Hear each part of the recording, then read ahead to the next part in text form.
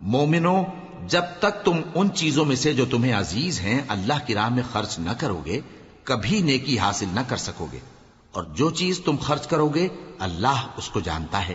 بنی اسرائیل کے لیے تورات کے نازل ہونے سے پہلے کھانے کی تمام چیزیں حلال تھیں بجز ان کے جو یعقوب نے خود اپنے اوپر حرام کر لی تھی۔ کہہ دو کہ اگر سچے ہو تو تورات لاؤ اور اسے پڑھو، یعنی دلیل پیش کرو۔ اب جو اس کے بعد بھی اللہ پر جھوٹے افطرا کریں تو ایسے لوگ ہی بے انصاف ہیں۔ کہہ دو کہ اللہ نے سچ فرما دیا، پس دین ابراہیم کی پیروی کرو جو سب سے بے تعلق ہو کر ایک اللہ کے ہو رہے تھے اور مشرکوں میں سے نہ تھے۔ سب سے پہلا گھر جو لوگوں کی عبادت کرنے کے لیے مقرر کیا گیا تھا وہی ہے جو مکے میں ہے، بابرکت اور جہان والوں کے لیے موجب ہدایت۔ اس میں کھلی ہوئی نشانیاں ہیں جن میں سے ایک ابراہیم کے کھڑے ہونے کی جگہ ہے۔ جو شخص اس مبارک گھر میں داخل ہوا اس نے امن پا لیا، اور لوگوں پر اللہ کا حق یعنی فرض ہے کہ جو اس گھر تک جانے کا مقدور رکھے وہ اس کا حج کرے، اور جو اس حکم کی تعمیل نہ کرے گا تو اللہ بھی اہل عالم سے بے نیاز ہے۔ کہو کہ اے اہل کتاب، تم اللہ کی آیتوں سے کیوں کفر کرتے ہو جبکہ اللہ تمہارے سب اعمال سے باخبر ہے؟ کہو کہ اے اہل کتاب، تم مومنوں کو اللہ کے رستے سے کیوں روکتے ہو، اور باوجود کہ تم اس سے واقف ہو اس میں کجی نکالتے ہو، اور اللہ تمہارے کرتوتوں سے بے خبر نہیں؟ مومنو، اگر تم اہل کتاب کے کسی فریق کا کہا مان لو گے تو وہ تمہیں ایمان لانے کے بعد کافر بنا دیں گے، اور تم کیوں کر کفر کرو گے جبکہ تم کو اللہ کی آیتیں پڑھ پڑھ کر سنائی جاتی ہیں اور تم میں اس کے پیغمبر موجود ہیں۔ اور جس نے اللہ کی رسی کو مضبوط پکڑ لیا وہ سیدھے رستے لگ گیا۔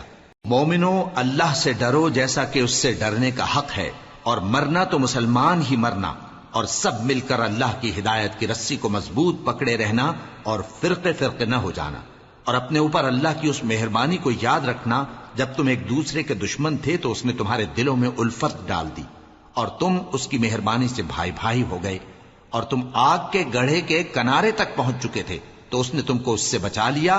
اس طرح اللہ تم کو اپنی آیتیں کھول کھول کر سناتا ہے تاکہ تم راہ راست پر رہو۔ اور تم میں ایک جماعت ایسی ہونی چاہیے جو لوگوں کو نیکی کی طرف بلائے اور اچھے کام کرنے کا حکم دے اور برے کاموں سے منع کرے۔ یہی لوگ ہیں جو کامیاب ہیں، اور ان لوگوں کی طرح نہ ہونا جو متفرق ہو گئے اور صاف احکام آنے کے بعد ایک دوسرے سے اختلاف کرنے لگے۔ یہ وہ لوگ ہیں جن کو قیامت کے دن بڑا عذاب ہوگا، جس دن بہت سے منہ سفید ہوں گے اور بہت سے سیاہ۔ تو جن لوگوں کے منہ سیاہ ہوں گے ان سے اللہ فرمائے گا، کیا تم ایمان لا کر کافر ہو گئے تھے؟ سو اب اس کفر کے بدلے عذاب کے مزے چکھو۔ اور جن لوگوں کے منہ سفید ہوں گے وہ اللہ کی رحمت کے باغوں میں ہوں گے اور ان میں ہمیشہ رہیں گے۔ یہ اللہ کی آیتیں ہیں جو ہم تم کو ٹھیک ٹھیک پڑھ کر سناتے ہیں، اور اللہ اہل عالم پر ظلم نہیں کرنا چاہتا، اور جو کچھ آسمانوں میں اور جو کچھ زمین میں ہے سب اللہ ہی کا ہے، اور سب کاموں کا انجام اللہ ہی کی طرف ہے۔ مومنو، تم بہترین امت ہو جسے لوگوں کی ہدایت کے لیے میدان میں لایا گیا ہے کہ تم نیک کام کرنے کو کہتے ہو اور برے کاموں سے منع کرتے ہو اور اللہ پر ایمان رکھتے ہو۔ اور اگر اہل کتاب بھی ایمان لے آتے تو ان کے لیے بہت اچھا ہوتا، ان میں ایمان لانے والے بھی ہیں لیکن تھوڑے اور اکثر نافرمان ہیں۔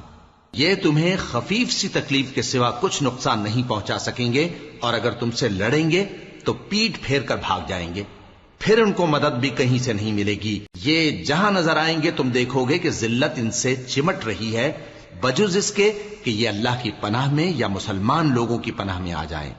اور یہ لوگ اللہ کے غضب میں گرفتار ہیں اور ناداری ان سے لپٹ رہی ہے۔ یہ اس لیے کہ اللہ کی آیتوں سے انکار کرتے تھے اور اس کے پیغمبروں کو ناحق قتل کر دیتے تھے۔ یہ اس لیے کہ یہ نافرمانی کیے جاتے اور حد سے بڑھے جاتے تھے۔ یہ بھی سب ایک جیسے نہیں ہیں۔ ان اہل کتاب میں کچھ اچھے لوگ بھی ہیں جو رات کے اوقات میں اللہ کی آیتیں پڑھتے اور اس کے آگے سجدے کرتے ہیں۔ وہ اللہ پر اور روز آخر پر ایمان رکھتے اور اچھے کام کرنے کو کہتے اور بری باتوں سے منع کرتے اور نیکیوں پر لپکتے ہیں، اور یہی لوگ نیکوکار ہیں۔ اور یہ جس طرح کی نیکی کریں گے اس کی ناقدری نہیں کی جائے گی، اور اللہ پرہیزگاروں کو خوب جانتا ہے۔ جو لوگ کافر ہیں ان کے مال اور اولاد اللہ کے مقابلے میں ان کے ہرگز کام نہ آئیں گے، اور یہ لوگ اہل دوزخ ہیں کہ ہمیشہ اسی میں رہیں گے۔ یہ لوگ جو مال دنیا کی زندگی میں خرچ کرتے ہیں اس کی مثال آندھی کسی ہے جس میں سخت سردی ہو اور وہ ایسے لوگوں کی کھیتی پر جو اپنے آپ پر ظلم کرتے تھے چلے اور اسے تباہ کر دے۔ اور اللہ نے ان پر کچھ ظلم نہیں کیا بلکہ یہ خود اپنے اوپر ظلم کر رہے ہیں۔ مومنوں، کسی غیر مذہب کے آدمی کو اپنا رازدار نہ بنانا۔ یہ لوگ تمہاری خرابی میں کسی طرح کی کوتاہی نہیں کرتے اور چاہتے ہیں کہ جس طرح ہو تمہیں تکلیف پہنچے۔ ان کی زبانوں سے تو دشمنی ظاہر ہو ہی چکی ہے اور جو کینے ان کے سینوں میں مخفی ہیں وہ کہیں زیادہ ہیں۔ اگر تم عقل رکھتے ہو تو ہم نے تم کو اپنی آیتیں کھول کھول کر سنا دی ہیں۔ دیکھو، تم ایسے صاف دل لوگ ہو کہ ان لوگوں سے دوستی رکھتے ہو حالانکہ یہ تم سے دوستی نہیں رکھتے، اور تم سب کتابوں پر ایمان رکھتے ہو اور یہ تمہاری کتاب کو نہیں مانتے، اور جب تم سے ملتے ہیں تو کہتے ہیں ہم ایمان لے آئے ہیں، اور جب تنہا ہوتے ہیں تو تم پر غصے کے سبب انگلیاں کاٹ کاٹ کھاتی ہیں۔ ان سے کہہ دو کہ اپنے غصے میں مر جاؤ، اللہ تمہارے دلوں کی باتوں سے خوب واقف ہے۔ اگر تمہیں آسودگی حاصل ہو تو ان کو بری لگتی ہے، اور اگر تمہیں رنج پہنچے تو خوش ہوتی ہیں، اور اگر تم تکلیفوں کی برداشت اور نافرمانی سے کنارہ کشی کرتے رہو گے تو ان کا فریب تمہیں کچھ بھی نقصان نہ پہنچا سکے گا۔ یہ جو کچھ کرتے ہیں اللہ اس کا احاطہ کیے ہوئے ہے۔ اور اس وقت کو یاد کرو جب تم صبح کو اپنے گھر سے روانہ ہو کر ایمان والوں کو لڑائی کے لیے مورچوں پر موقع بموقع متعین کرنے لگے، اور اللہ سب کچھ سنتا ہے، جانتا ہے۔ اس وقت تم میں سے دو جماعتوں نے جی چھوڑ دینا چاہا، مگر اللہ ان کا مددگار تھا، اور مومنوں کو تو اللہ ہی پر بھروسہ کرنا چاہیے۔ اور اللہ نے جنگ بدر میں بھی تمہاری مدد کی تھی جبکہ اس وقت بھی تم بے سر و سامان تھے۔ بس اللہ کی نافرمانی سے بچو تاکہ شکر گزار بن جاؤ۔ جب تم مومنوں سے یہ کہہ کر ان کے دل بڑھا رہے تھے کہ کیا تم کو یہ کافی نہیں کہ تمہارا پروردگار 3000 فرشتے نازل کر کے تمہیں مدد دے؟ ہاں، کیوں نہیں؟ اگر تم دل کو مضبوط رکھو اور نافرمانی سے بچتے رہو اور کافر تم پر جوش کے ساتھ دفتن حملہ کر دیں تو تمہارا پروردگار 5000 فرشتے جن پر نشان ہوں گے تمہاری مدد کو بھیجے گا، اور اس مدد کو تو اللہ نے تمہارے لیے ذریعہ بشارت بنایا، یعنی اس لیے کہ تمہارے دلوں کو اس سے اطمینان حاصل ہو، ورنہ مدد تو اللہ ہی کی طرف سے ہوتی ہے جو غالب ہے، حکمت والا ہے۔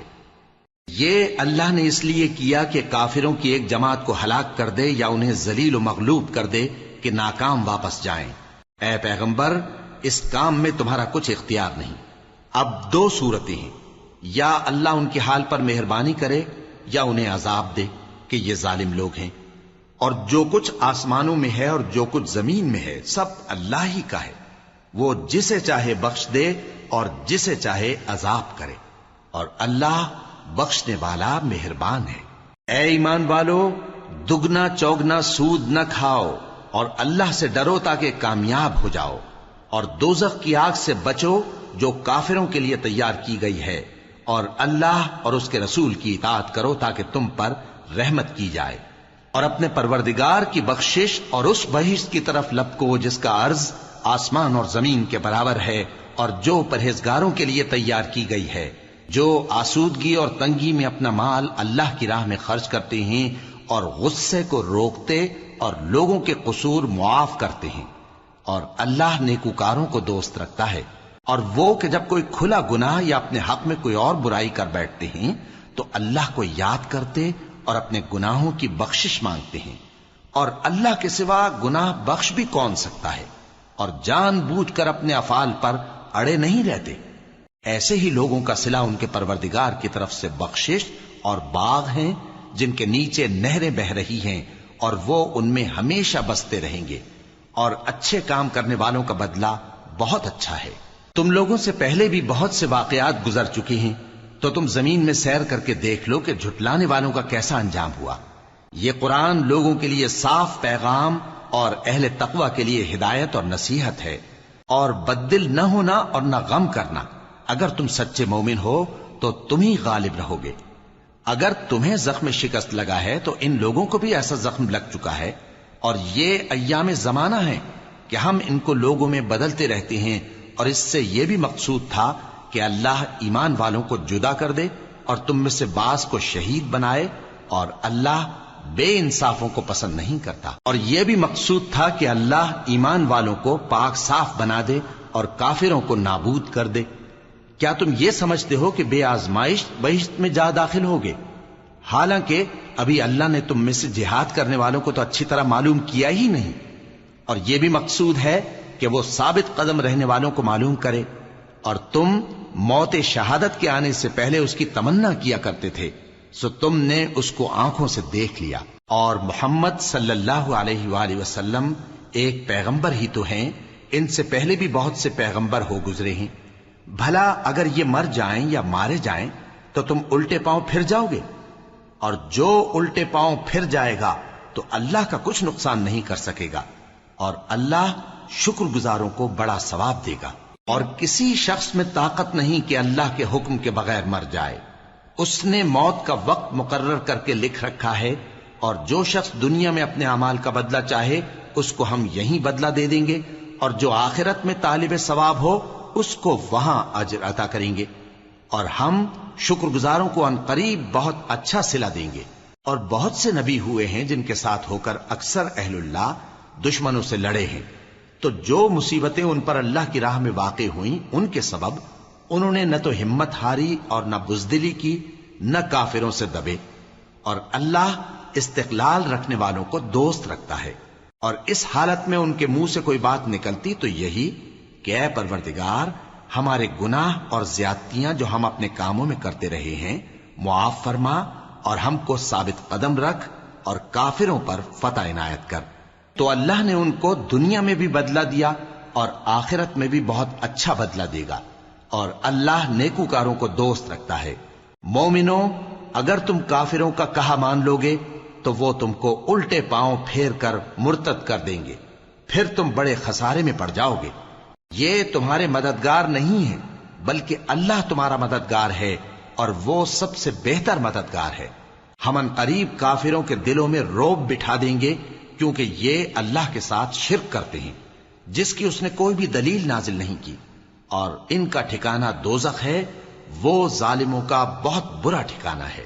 اور اللہ نے تم سے اپنا وعدہ سچا کر دیا، یعنی اس وقت جب کہ تم کافروں کو اس کے حکم سے قتل کر رہے تھے، یہاں تک کہ جو تم چاہتے تھے اللہ نے تم کو دکھا دیا۔ اس کے بعد تم نے ہمت ہار دی اور پیغمبر کے حکم کی تعمیل میں جھگڑا کرنے لگے، اور تم نے اس کی نافرمانی کی۔ بعض تو تم میں سے دنیا کے طلبگار تھے اور بعض آخرت کے طالب۔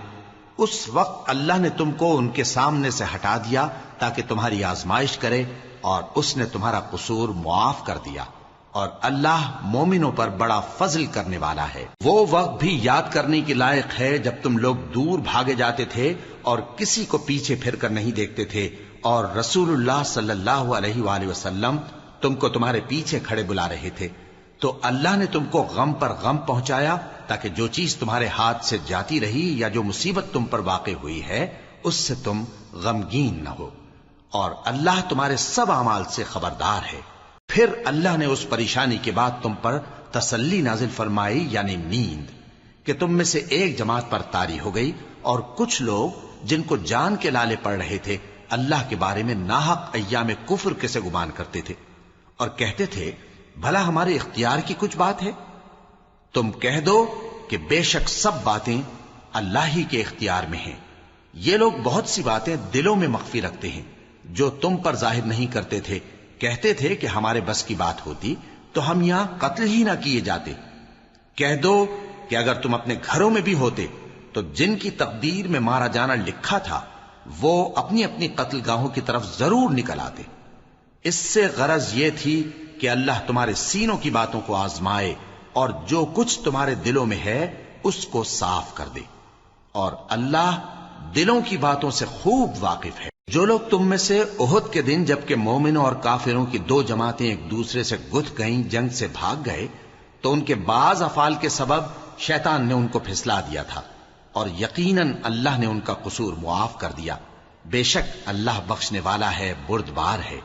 مومنوں، ان لوگوں جیسے نہ ہونا جو کفر کرتے ہیں، اور ان کے مسلمان بھائی جب اللہ کی راہ میں سفر کریں اور مر جائیں یا جہاد کو نکلے اور مارے جائیں تو ان کی نسبت کہتے ہیں کہ اگر وہ ہمارے پاس رہتے تو نہ مرتے اور نہ مارے جاتے، یہ اس لیے کہ اللہ ان لوگوں کے دلوں میں افسوس پیدا کر دے، اور زندگی اور موت تو اللہ ہی دیتا ہے، اور اللہ تمہارے سب کاموں کو دیکھ رہا ہے۔ اور اگر تم اللہ کے راستے میں مارے جاؤ یا مر جاؤ تو جو مال و متاع لوگ جمع کرتے ہیں اس سے اللہ کی بخشش اور رحمت کہیں بہتر ہے، اور اگر تم مر جاؤ یا مارے جاؤ تو اللہ کے حضور میں ضرور اکٹھے کیے جاؤ گے۔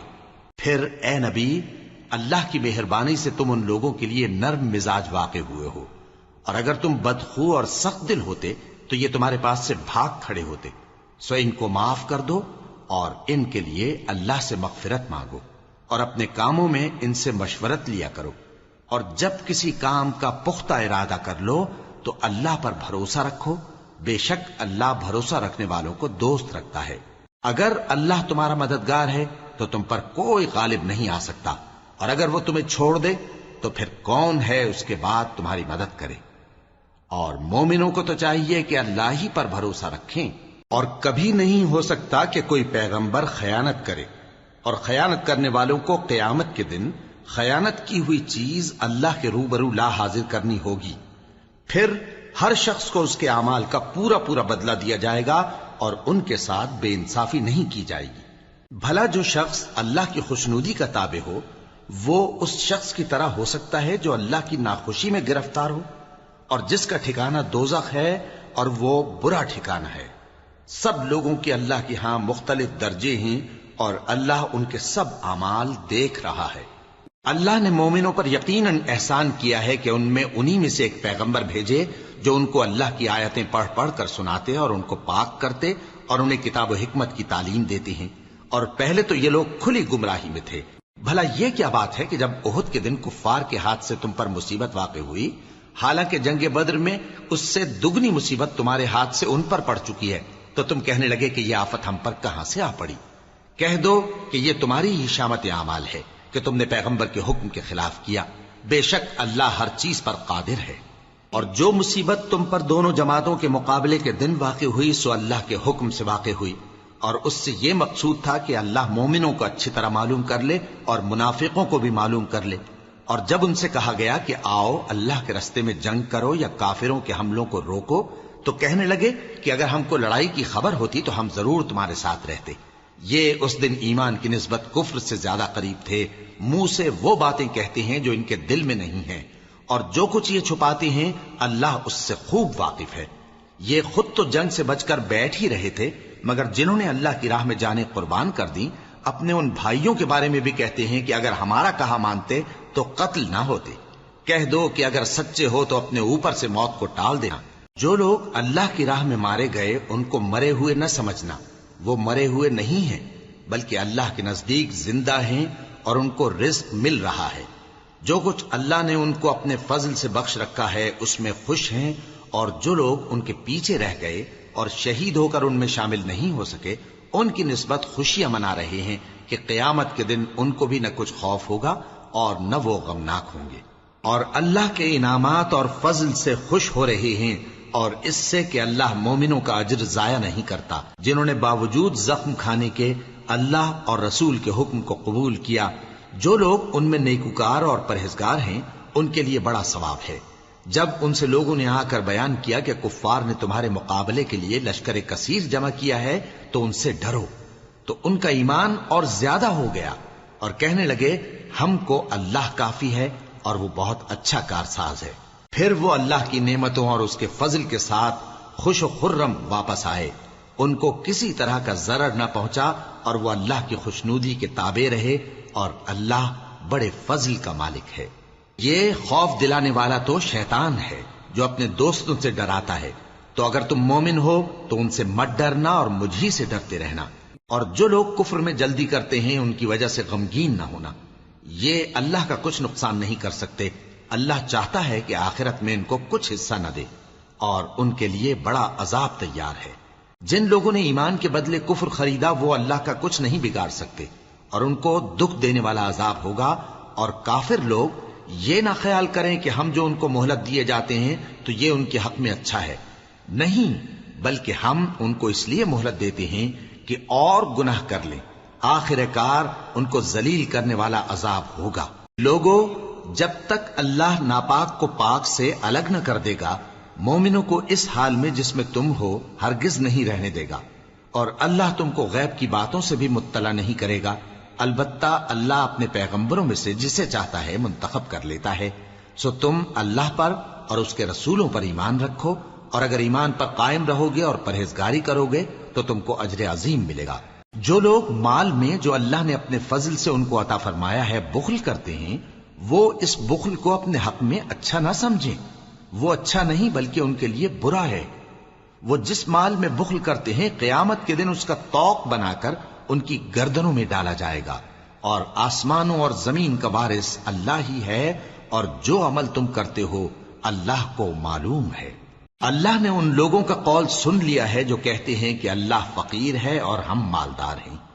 یہ جو کچھ کہتے ہیں ہم اس کو لکھ لیں گے، اور پیغمبروں کو جو یہ ناحق قتل کرتے رہے ہیں اس کو بھی قلم بند کر رکھیں گے، اور قیامت کے روز کہیں گے کہ سخت جلن والی آگ کے عذاب کے مزے چکھتے رہو۔ یہ ان کاموں کی سزا ہے جو تمہارے ہاتھ آگے بھیجتے رہے ہیں، اور اللہ تو بندوں پر مطلق ظلم نہیں کرتا۔ جو لوگ کہتے ہیں کہ اللہ نے ہمیں حکم بھیجا کہ جب تک کوئی پیغمبر ہمارے پاس ایسی نیاز لے کر نہ آئے جس کو آگ آ کر کھا جائے تب تک ہم اس پر ایمان نہ لائیں گے، اے پیغمبر ان سے کہہ دو کہ مجھ سے پہلے کئی پیغمبر تمہارے پاس کھلی ہوئی نشانیاں لے کر آئے، اور وہ معجزہ بھی لائے جو تم کہتے ہو، تو اگر سچے ہو تو تم نے ان کو کیوں قتل کیا؟ پھر اگر یہ لوگ تم کو جھٹلا رہے ہیں تو تم سے پہلے بہت سے پیغمبر کھلی ہوئی نشانیاں اور صحیفے اور روشن کتابیں لے کر آ چکے ہیں کہ ان کو بھی جھٹلایا گیا تھا۔ ہر شخص کو موت کا مزہ چکھنا ہے، اور تم کو قیامت کے دن تمہارے اعمال کا پورا پورا بدلہ دیا جائے گا۔ تو جو شخص دوزخ سے دور رکھا گیا اور بہشت میں داخل کیا گیا وہ مراد کو پہنچ گیا، اور دنیا کی زندگی تو دھوکے کا سامان ہے۔ اے اہل ایمان، تمہارے مال و جان میں تمہاری آزمائش ضرور کی جائے گی، اور تم اہل کتاب سے اور ان لوگوں سے جو مشرک ہیں بہت سی ایذا کی باتیں سنو گے، تو اگر صبر اور پرہیزگاری کرتے رہو گے تو یہ بڑی ہمت کے کام ہیں۔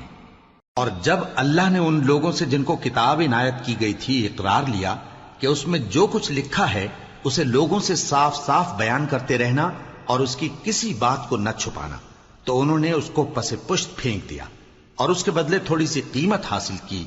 یہ جو کچھ حاصل کرتے ہیں برا ہے۔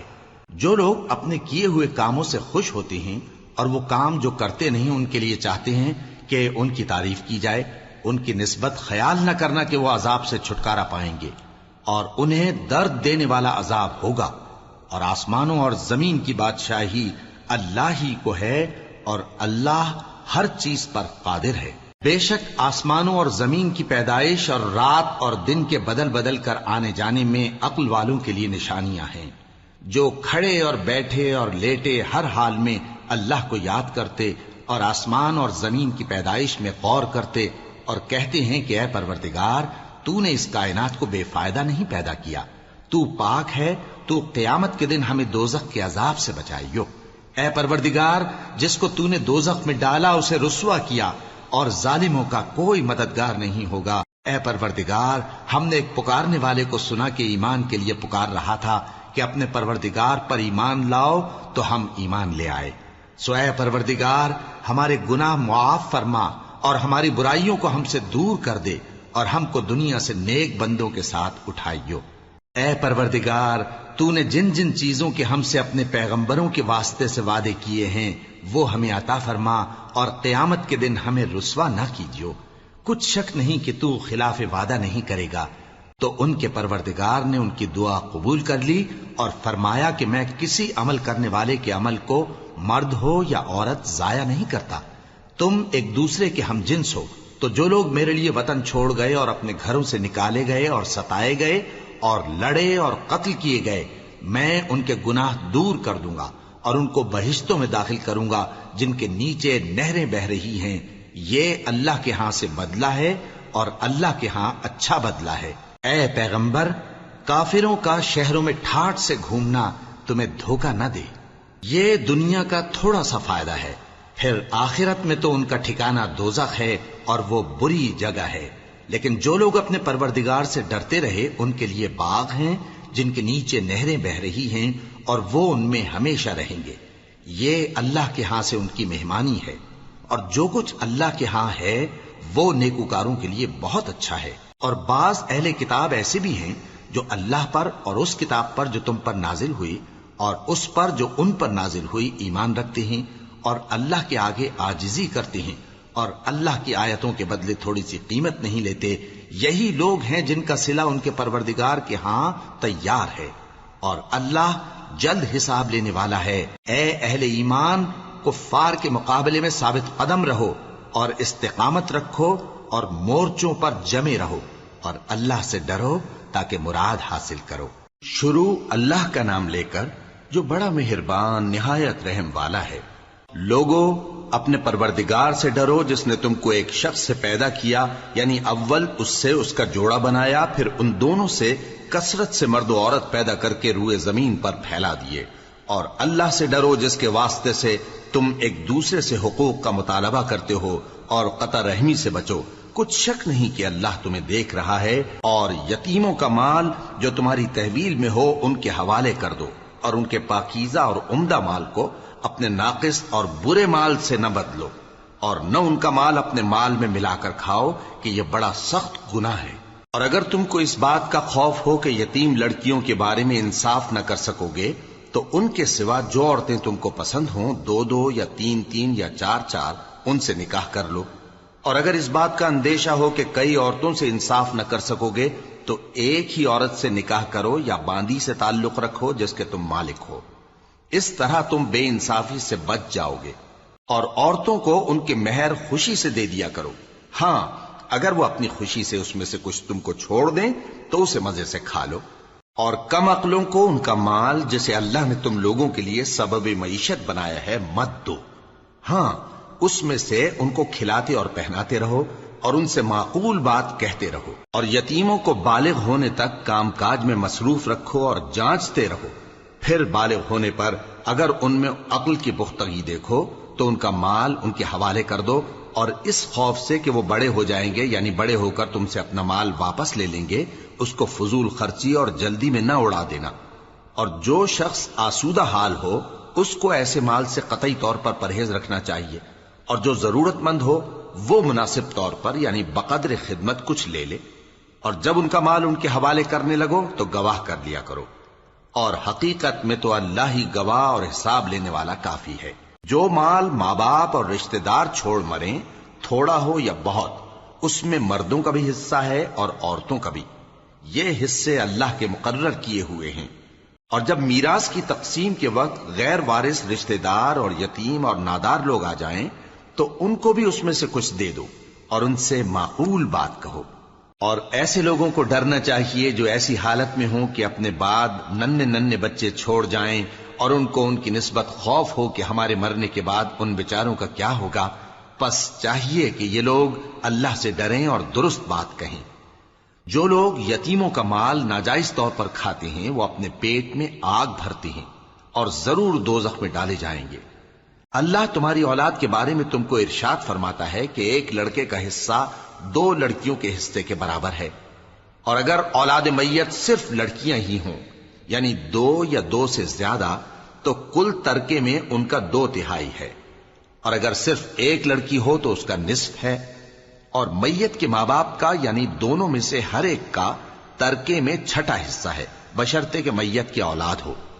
اور اگر اولاد نہ ہو اور صرف ماں باپ ہی اس کے وارث ہوں تو 1/3 ماں کا حصہ ہے. اور اگر میت کے بھائی بھی ہوں تو ماں کا 6واں حصہ ہوگا. اور یہ تقسیم ترکہ میت کی وصیت کی تعمیل کے بعد جو اس نے کی ہو یا قرض کے ادا ہونے کے بعد جو اس کے ذمے ہو عمل میں آئے گی.